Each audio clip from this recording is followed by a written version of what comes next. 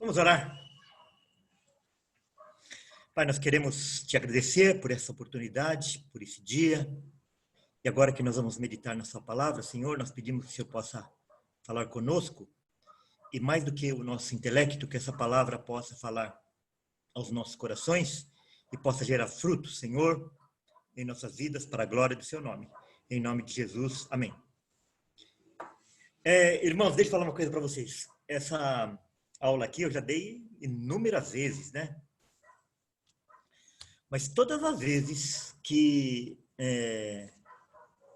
eu vou ministrar essa aula novamente, na hora que eu vou dar uma revisão nela, nossa, eu modifico tanta coisa que parece até que é outra coisa. Não modificar assim na essência, mas acrescentar coisas novas e tal. Hoje mesmo eu fiquei 3 horas aqui trabalhando nesse material aqui que eu vou apresentar para vocês. E a minha oração é que ele seja útil e possa ser inspirativo para vocês, assim como é para mim todas as vezes que eu leio esse material e trabalho em cima dele.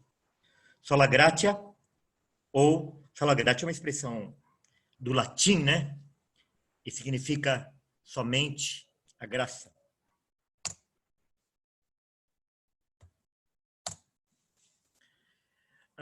Então, nós estamos trabalhando agora os 5 solas. O primeiro desses lemas aborda a questão fundamental da autoridade. Então, qual é a autoridade para qualquer artigo de fé?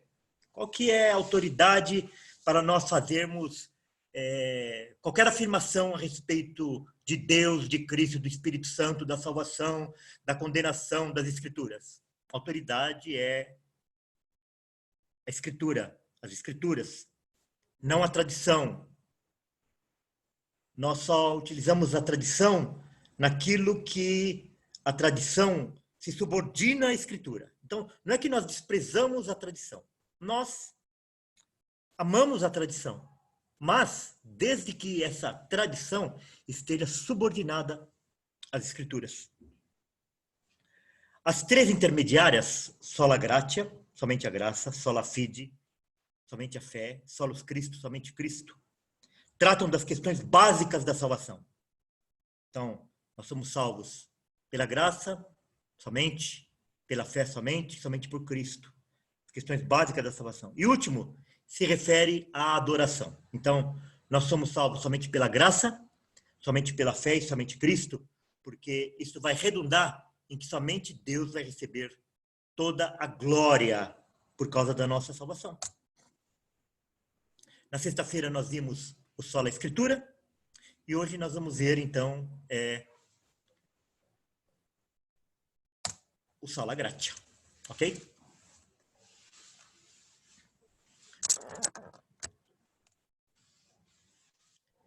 Eu fiz essa pergunta aí para vocês, hoje mandei essa pergunta aí pelo WhatsApp, né? Você já fez essa pergunta? Se somos salvos só pela graça, como podemos ser salvos só pela fé e só por Cristo? Só significa somente, nada mais. Então, se a gente fizer uma análise superficial, a gente deveria optar, nós somos salvos somente pela graça, nós somos salvos somente pela fé, nós somos salvos somente por Cristo, né? É que muitas vezes a gente não aprende, a gente não para estudar o que significa ser salvo somente pela graça, o que significa ser salvo somente pela fé e o que significa sermos salvos somente por Cristo. E eu espero que hoje, nas próximas 2 aulas, em que nós vamos lidar com somente a fé e somente por Cristo, depois da de hoje, somente pela graça, você fique isso muito claro na sua vida, porque isso é muito importante para a estruturação da sua fé e que você tenha base para você poder ensinar outras pessoas. Creio que não haja outra palavra tão incompreendida e tão deturpada nas Escrituras quanto a palavra graça. Talvez porque seja ela, quando inteiramente compreendida, que afete o que o homem tenha de mais caro para si, o seu orgulho. Porque quando nós cremos que nós somos salvos somente pela graça, na realidade, nós estamos abrindo mão do nosso orgulho em pensar, em crer, em afirmar que a gente contribui para a nossa salvação. Então, quando nós compreendemos e cremos que somos salvos somente pela graça, nós estamos nos humilhando na presença de Deus. Falou, Senhor, se não for a sua graça, eu estou perdido.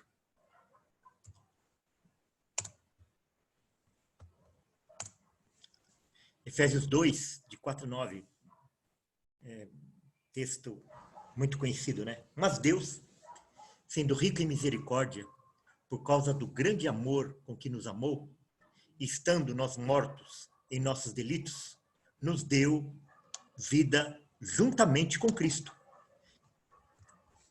Pela graça sois salvos.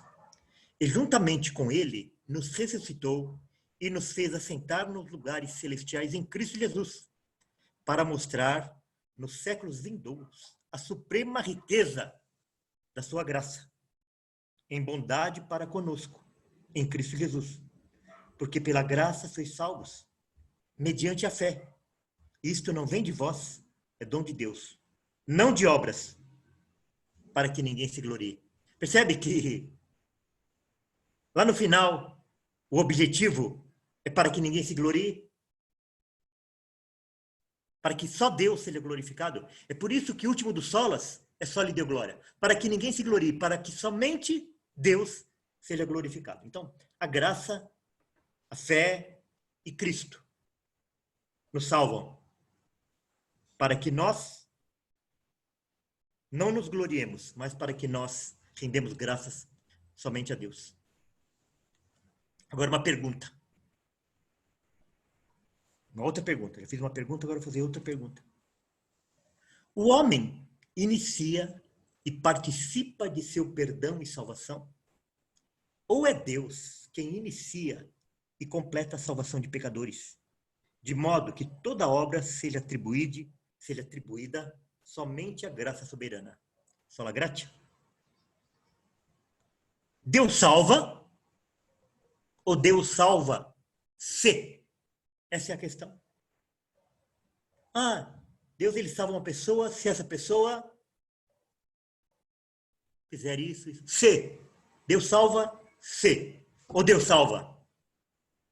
Essa é a questão. Como nós já vimos, e vamos repetir algumas vezes, né?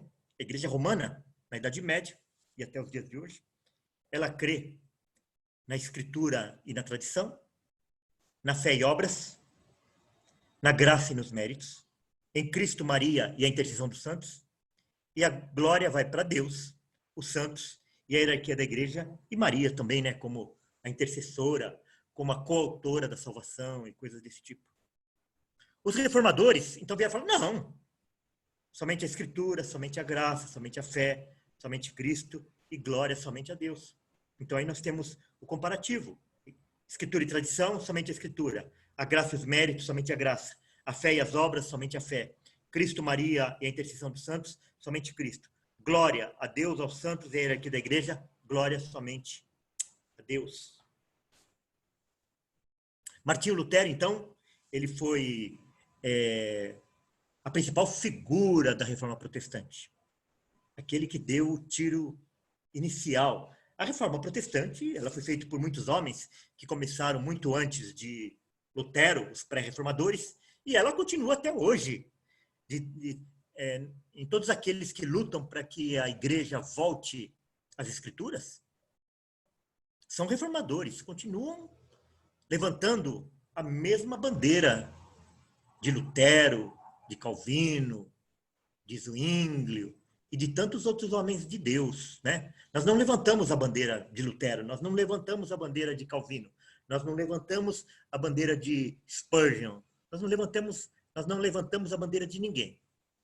Nós estamos do lado desses homens levantando a bandeira de Cristo. Essa é a verdade. Nós estamos do lado desses homens. E Martinho Lutero, ele foi um sacerdote agostiniano e professor de teologia alemão, figura central da Reforma Protestante, veementemente contestando a alegação de que a liberdade da punição de Deus sobre o pecado poderia ser comprada. confrontou o vendedor de indulgências Rohan Tetzel com suas 95 teses em 1517. Facsímile das 95 teses. Mas, passada essa fase de confrontação com Rohan Tetzel, a questão principal, a briga principal, o embate principal não foi com Rohan Tetzel, foi com Desidério Erasmo, também chamado de Erasmo de Roterdã, ou Erasmo de Roterdão, como vocês vão ver em algumas publicações. Erasmo de Roterdã viveu de 1466 a 1536. Foi um teólogo e humanista holandês, né? Cursou o seminário com os monges agostinianos. Então, assim como Lutero era agostiniano, Erasmo também era agostiniano. E realizou os votos monásticos aos 25 anos. Foi morar no mosteiro, vivendo como tal, sendo um grande crítico da vida monástica. Veja só, ele se tornou monástico, viveu a vida inteira nos monastérios, mas ele era um crítico desse sistema adotado pela Igreja Romana. E ele também combatia muitas das características que julgava negativas na Igreja Romana, na Igreja Católica. Então, em muitas coisas, ele estava do lado de Lutero. Lutero, inclusive no início, considerava Erasmo de Roterdã um dos seus pares na luta pela reforma da Igreja. Só que daí surge uma discussão. O homem é salvo pela graça e o livre-arbítrio? Ou o homem é salvo somente pela graça? Nesse ponto, há uma ruptura entre Erasmo e Lutero. Uma ruptura tal que ela se tornou irreconciliável. Por quê? Por que era irreconciliável? Será que eles tinham tantas coisas em comum, tantas coisas que eles condenavam na Igreja Romana, etc., e eles estavam discordando apenas desse aspecto? Será que eles não poderiam continuar juntos nessa batalha? Não poderiam. Não poderiam. Porque essa questão aqui é a questão fundamental da Reforma Protestante. A principal discussão em cima da Reforma Protestante não foi as outras coisas. Foi essa discussão. Nós somos salvos pela graça e pelo livre-arbítrio ou somente pela graça? Quando a gente vai estudar sobre os cânones da Igreja Romana, lá no parágrafo 2006, nós encontramos esse artigo falando sobre os méritos. O que a Igreja Romana fala e declara a respeito dos méritos. Então, o que eles falam? Isso aqui não é o padre que fala, esses católicos que não entendem nada da doutrina da igreja. Isso daqui estão nos cânones da Igreja Romana. Então, no parágrafo 2006, o mérito. Na Assembleia dos Santos, vós sois glorificados e coroando os seus méritos. Exaltais os vossos próprios dons. Veja, o termo mérito designa, em geral, a retribuição devida por uma comunidade ou uma sociedade à ação de seus membros, sentida como boa ou má, digna de recompensa ou de castigo. O mérito se relaciona com a virtude da justiça, em conformidade com o princípio da igualdade que a rege. Então, o mérito é o reconhecimento por alguma coisa que você fez, ou alguma coisa que você deixou de fazer. E daí, se o seu mérito é baseado numa coisa boa, você receberia uma recompensa. E se for mal, você receberia um castigo. No parágrafo 2007, diante de Deus, em sentido estritamente jurídico, não mérito da parte do homem. Entre ele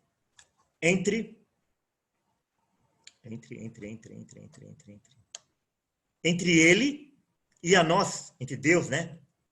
E a nós, a diferença é infinita. Pois dele, tudo recebemos. Dele que é o nosso Criador. Agora, você percebe que fica uma coisa contraditória. eles fazem uma afirmação e logo em seguida eles vão desdizer aquilo que eles estão dizendo. Olha aqui, o 2008, no parágrafo 2008. O mérito do homem diante de Deus, na vida cristã, provém do fato de que Deus livremente determinou associar o homem à obra de sua graça. Então, para o protestante, o homem é objeto da salvação. Para a igreja de Roma, o homem é um associado de Deus na salvação. O homem participa da sua salvação. Percebe? A ação paternal de Deus vem em primeiro lugar por seu impulso.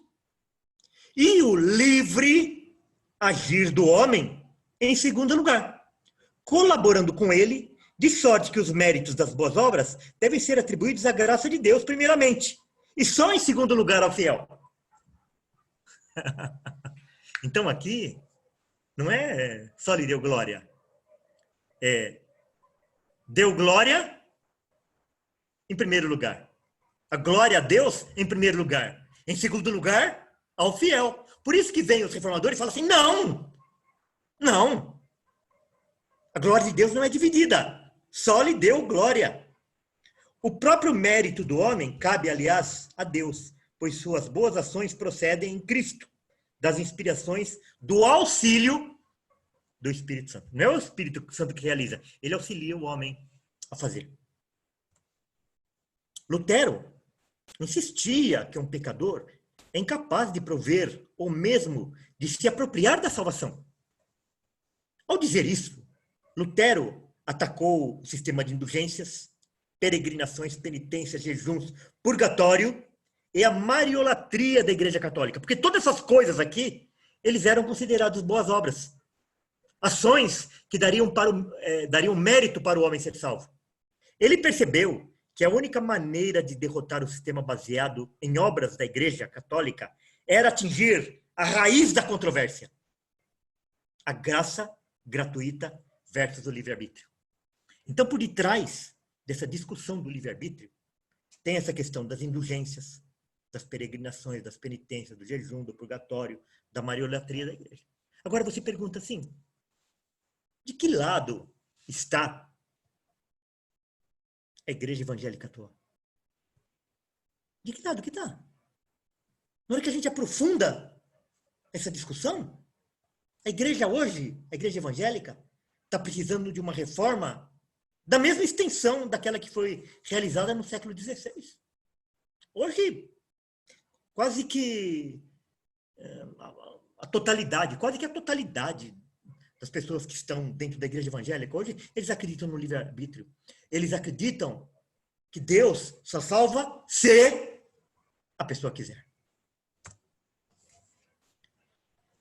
E Lutero falou assim, se algum homem atribuir qualquer parte da salvação, mesmo a menor parte dela, ao livre-arbítrio do homem, ele nada sabe sobre a graça. E não conheceu a Jesus Cristo corretamente. É uma palavra dura, mas é uma palavra verdadeira.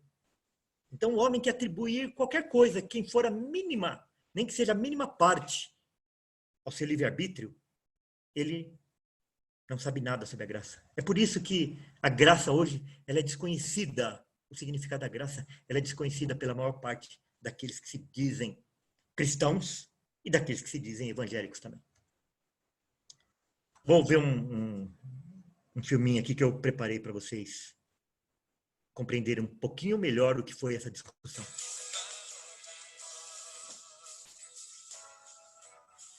Esta é uma versão condensada do clássico de Martinho Lutero, A Escravidão da Vontade, publicada inicialmente em 1525. A questão é, possui o homem algo chamado livre-arbítrio? Pode um ser humano, voluntariamente, sem qualquer ajuda, voltar-se para Cristo para ser salvo de seus pecados? Erasmo respondia com sim, Lutero com um ressonante não. Lutero estava convencido de que o conceito do livre-arbítrio fere no âmago a doutrina bíblica da salvação exclusivamente pela graça divina. Necessitamos ter uma convicção. Precisamos combater o livre-arbítrio, entre aspas, tão vigorosamente quanto fazia Lutero. Erasmo, o seu opositor, dizia: posso conceber o livre-arbítrio como um poder da vontade humana, mediante a qual um homem pode aplicar-se àquelas coisas que conduzem à eterna salvação, ou pode afastar-se delas. A isso devemos replicar com um resoluto não. O homem já nasce como escravo do pecado. O homem não é livre. Lutero era professor, teólogo e também pastor. Os membros de sua igreja sabiam que ele sentia o que pregava. Ele não era um erudito seco e indiferente. Ele sentia a pressão da eternidade cada vez que pregava. Isso compelia algumas vezes a fazer coisas impopulares e, por vezes, perigosas. Era alguém disposto a defender a verdade de Deus, ainda que fosse contra o mundo inteiro. A princípio, Erasmo parecia ser um dos aliados de Lutero, visto que ambos rejeitavam muitos dos erros e falhas da Igreja de Roma. Todavia, Lutero desafiava cada vez mais, com mais intensidade, o ensinamento romanista de salvação mediante as obras, insistindo que o justo viverá por fé, como está em Romanos 1,17. Entre mentes, Erasmo continuava na Igreja de Roma e, como era um erudito, cedeu à pressão da sua igreja para defender o ensino do livre-arbítrio, desafiando a solicitação de Lutero para que não fizesse tal coisa. Erasmo publicou sua discussão sobre o livre-arbítrio em 1524, tendo escrito a Henrique VIII nestes termos. Os dados foram lançados. O livreto sobre o livre-arbítrio acaba de vir à luz do dia. O livro agradou ao Papa e ao Sacro Imperador Romano e foi elogiado por Henrique VIII. Este fato levou Lutero a declarar que Erasmo era um adversário da fé evangélica. Deus controlou soberanamente a intensa luta entre esses dois homens para a vantagem de seu reino. O conflito produziu uma grandiosa declaração da doutrina evangélica que tem enriquecido a Igreja de Cristo desde então, a saber, o livro de Lutero, A Escravidão da Vontade.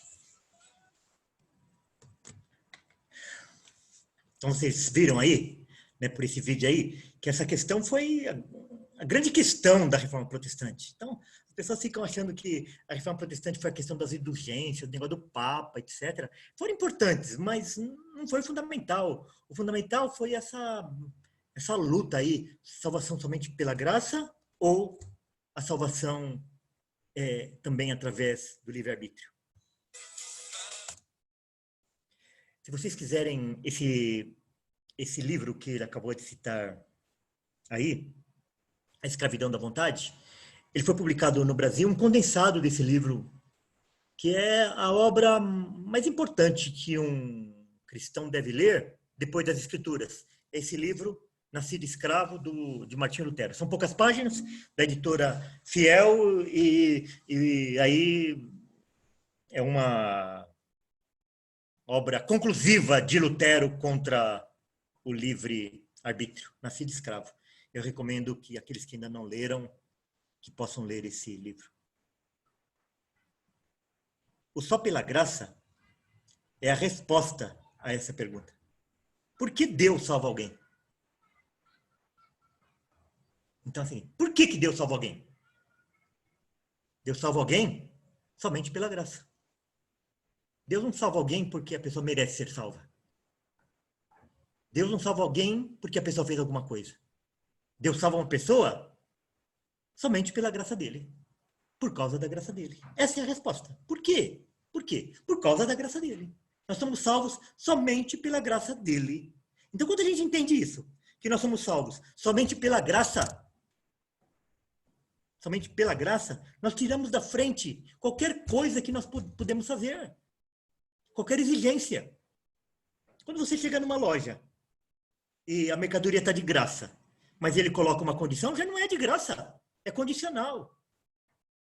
A condição tira a gratuidade.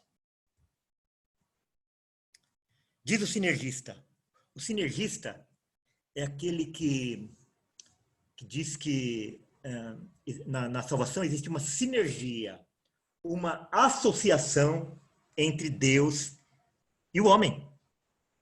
Né? Igual está ali naqueles artigos lá do credo, né, da Igreja Romana. Então, o sinergista, ele acredita assim: você será salvo se você fizer a sua parte. O monergista, aquele que diz que nós somos salvos somente por Deus, que a salvação é uma obra somente de Deus, ele diz assim, você será salvo se Deus quiser. O sinergista, você será salvo se você quiser. O monergista, você será salvo se Deus quiser. Nós estamos falando do mesmo evangelho? É o mesmo evangelho? Não é o mesmo evangelho. É outro evangelho. É por isso que a igreja romana se separou. A igreja protestante se separou da igreja de Roma, porque era um outro evangelho. Não, o sinergismo é um outro evangelho. Agora vamos lá ao âmago, né, da nossa aula. O que significa, então, graça? Graça é o amor de Deus que salva as pessoas e as conserva unidas com Ele. Então, graça é o sinônimo do amor de Deus que salva as pessoas e as conserva unidas a Ele. Então, a salvação, ela inclui a salvação e a perseverança na salvação. Que depois nós vamos ver lá na frente, quando a gente for estudar as doutrinas da graça, nós vamos ver, então, a perseverança dos santos. Mas isso faz parte da graça, conforme Salmo 97, Efésios 2:5, Tito 2:11 e 2 Pedro 3:18. Infelizmente, em uma hora não dá para a gente ver todos esses textos, então nós vamos apenas falar os endereços para vocês e depois vocês podem consultar aí na Bíblia de vocês. Então, a graça é o amor de Deus que salva as pessoas e as conserva unidas com Ele. Então, a graça está junto com o amor de Deus. É o amor de Deus. Então, Deus salva por causa do amor dele, não porque a pessoa merece, porque ela tenha algum mérito. A graça é a soma das bênçãos com que uma pessoa, sem merecer, recebe de Deus. Então, essa primeira aqui, quem que é o objeto? Apenas os salvos, apenas os escolhidos. Que salva as pessoas e as conserva unidas. Agora aqui, a soma das bênçãos que uma pessoa sem merecer recebe de Deus, já é a graça comum. O sol nasce para todos. É graça de Deus. O homem respira, é graça de Deus. O homem se alimenta, é graça de Deus. Sobre justos e injustos. Salmos 84:11, Romanos 6:1, Efésios 2:7. O que é graça? É a influência sustentadora de Deus que permite que a pessoa salva, continue fiel e firme na fé. É aquilo que, um desdobramento daquele primeiro aspecto lá, né? De que Deus nos sustenta até o final. Romanos 5:17, 2 Coríntios 12:9 e Hebreus 12:28. Graça é o louvor e a gratidão. Então, quando nós fazemos assim um culto de ação de graças, o que é o culto de ação de graças? É um culto de louvor e de gratidão a Deus. Salmo 147:7 e Mateus 11:25. Graça é a boa vontade, a aprovação, a mercê, o favor imerecido, a boa vontade de Deus, a aprovação de Deus. Gênesis 6:8, Lucas 1:30 e Lucas 2:52. A graça é a beleza, né? Nós vamos lembrar daquela música, né? Acho que do Vinícius de Moraes. Olha que coisa mais linda, mais cheia de graça. Ele usou essa palavra beleza como sinônimo de graça. Graça é bondade, como sinônimo de amor e sinônimo de bondade, conforme Zacarias 12:10. A graça é aquilo que é de graça, gratuito, sem pagar. Gênesis 29:15 e Mateus 10:8. Na realidade, essa é a origem etimológica da palavra, de graça sem pagar. Então, por isso que nós somos salvos por Deus, unicamente, e nós não retribuímos em nada. Graça é o favor espontâneo de Deus outorgado ao indigno. Essa é uma frase de William Neumann. Olha, é o favor espontâneo de Deus outorgado ao indigno. Então, quando nós reconhecemos, nós temos fé de que nós somos salvos somente pela graça, nós estamos com o coração contrito diante de Deus, declarando dele a nossa indignidade, o nosso imerecimento de sermos salvos. E nós somos salvos apenas como favor espontâneo de Deus, a sua bondade, o seu amor, a sua graça. Mais um vídeo aqui para ilustrar isso.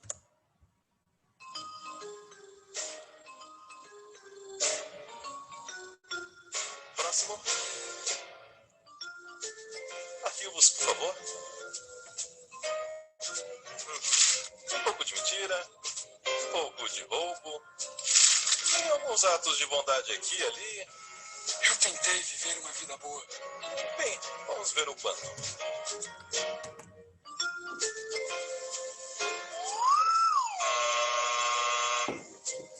Por aqui.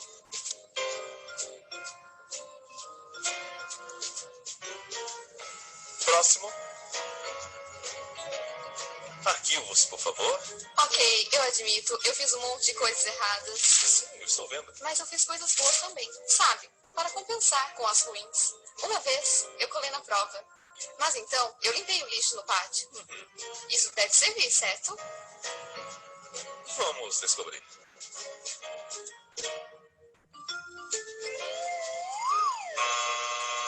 Por aqui. Deveria compensar, certo? Deveria compensar. Próximo. Arquivos, por favor. Impressionante. Sim, eu dediquei toda a minha vida para fazer o mundo bem melhor.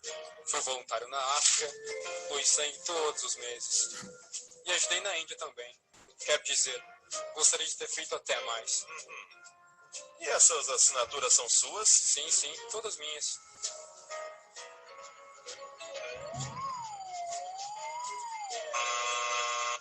Mas as assinaturas são minhas. São minhas assinaturas. Próximo. Minha mãe vai à igreja. Fui batizado quando era um bebê. Vocês aceitam cartão de crédito? Próximo. Arquivos, por favor. Uou! Alguém esteve ocupado. Bem, vamos ver no que vai dar. Desculpe, eu não sabia que ele estava com você. Filho de Deus. Ok, suba na balança. Você não. Ele.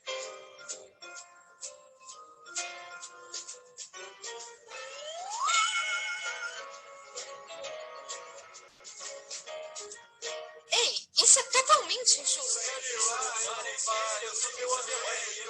por isso que se chama graça.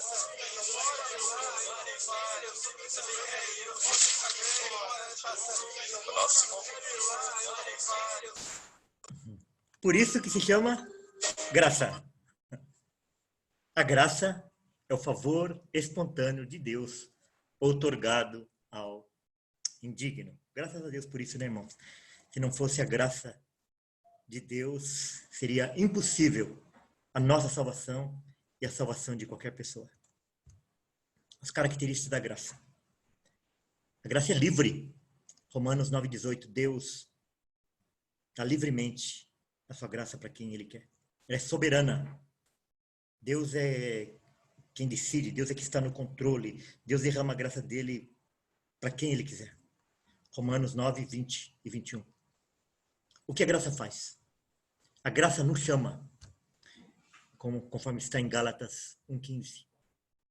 A graça nos regenera, Tito 3,5. A graça nos justifica, Romanos 3,24. A graça nos santifica, Hebreus 13, 20 e 21. E a graça nos preserva, 1 Pedro 1, de 3 a 5.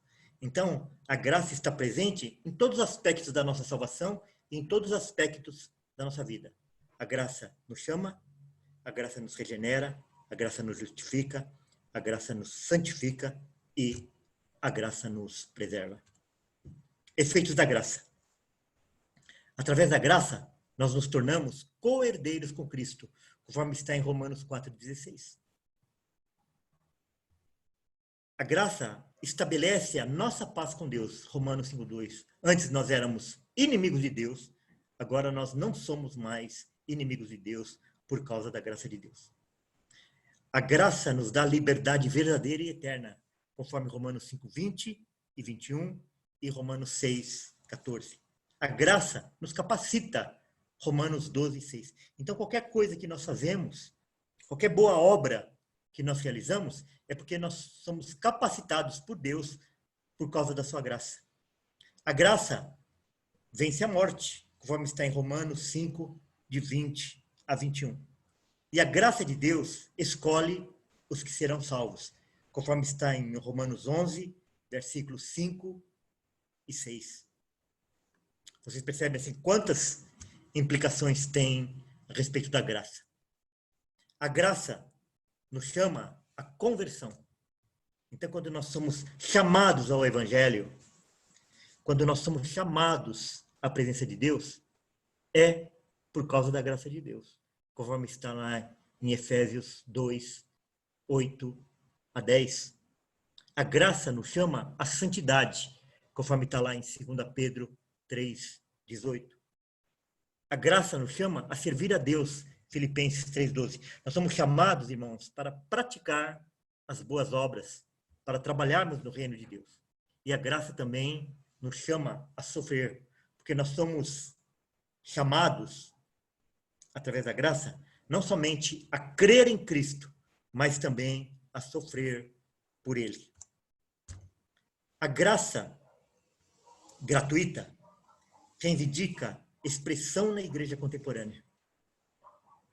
Decisões humanas, manipulação das multidões e convites para vir à frente não produzem conversões genuínas. Somente o antigo evangelho da graça soberana pode capturar e transformar pecadores pelo poder da palavra e do Espírito de Deus. Frase de Joel Bick. Olha, irmãos, que coisa assim que dá uma paulada no evangelicalismo da igreja atual, em que, desde o momento em que você, na maioria das igrejas, né, inicia o culto, o ambiente, as luzes, as músicas, as ministrações, entre aspas, são todas para ir manipulando o coração do homem e fazer com que ele tome uma decisão no final. Mas essa decisão, ela não produz uma conversão genuína, uma conversão verdadeira. Somente o antigo evangelho da graça soberana pode capturar e transformar pecadores pelo poder da palavra e do poder do Espírito Santo de Deus. E daí nós voltamos, né, aquele versículo que nós falamos lá no início.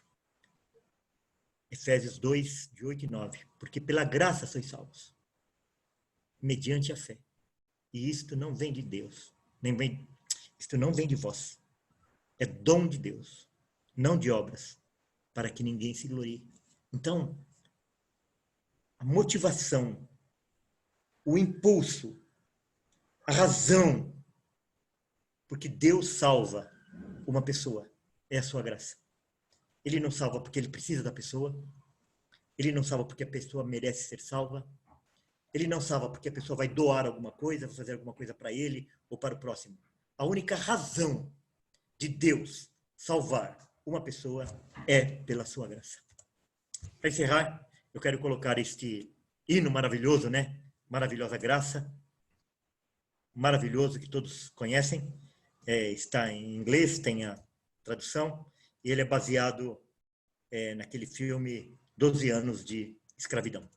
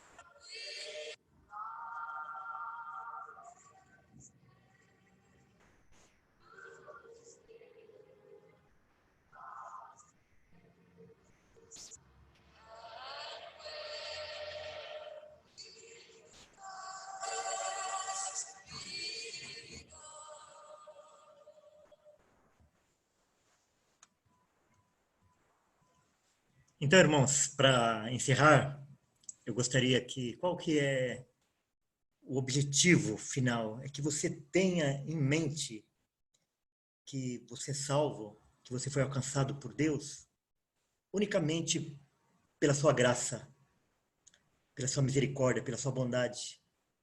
Não por qualquer coisa que você tenha feito, ou que você tenha deixado de fazer, ou que haja qualquer mérito em você, ou que você seja, Deus te salvou porque você é um pouquinho melhor do que qualquer outra pessoa. Não, não, não, não. Todos os homens são iguais e são merecedores da sua ira. Então, se Deus te alcançou, é por causa da tua graça, por causa da graça dele. Se você pratica boas obras, é por causa da graça de Deus que te capacita a fazer boas obras. Se você persevera na tua fé e na tua caminhada cristã, é porque Deus te capacita. Se você levanta de manhã e a sua mesa tem alguma coisa para você comer, se você dormiu à noite, se você respira, se é o sol, se é o dia, todas essas coisas são originárias da graça de Deus. E a graça de Deus, ela também atinge aquelas pessoas que não pertencem a Ele. Então, eu já falei para vocês que a graça comum, ela abrange todas as criaturas de Deus. Porque elas respiram, porque elas têm o sol, porque elas comem, porque elas casam, porque elas festejam. Né? Essa é a graça comum. Mas essa graça restritiva, essa graça salvífica, somente aqueles que são de Deus, aqueles que são os eleitos de Deus, é que têm esta graça salvífica. E nós glorificamos a Deus por Ele ter nos alcançado. E a nossa oração é que a sua graça também possa atingir aquelas pessoas que nos cercam, os nossos parentes, os nossos filhos, as nossas esposas, os nossos maridos. E que Deus possa ser glorificado nas nossas vidas. Vamos orar. Pai, nós queremos te agradecer pela tua graça, a tua graça que nos alcançou, a tua graça que nos chamou, a tua graça que nos sustenta, Senhor. E também queremos te agradecer por tudo que o Senhor tem feito em nossas vidas, pela nossa casa, pela nossa cama, pelo nosso cobertor, pelo nosso alimento, pela nossa saúde. Tudo, Senhor, é resultado da sua graça. E a tua graça vai nos acompanhar por toda a eternidade. E o seu nome será glorificado em nossas vidas. Em nome de Jesus. Amém. Boa noite, irmãos. Deus abençoe a todos. Boa Amanhã nós noite, teremos. boa noite a todos. Boa noite. Boa noite. Amanhã nós teremos a nossa meditação. Às 20 Boa horas. noite. O Diego que vai falar lá de Portugal. Quarta-feira nós voltaremos na nossa aula e faremos a aula de Homem da Fé Paciente. Boa noite. Ô Nelson, ô Liz.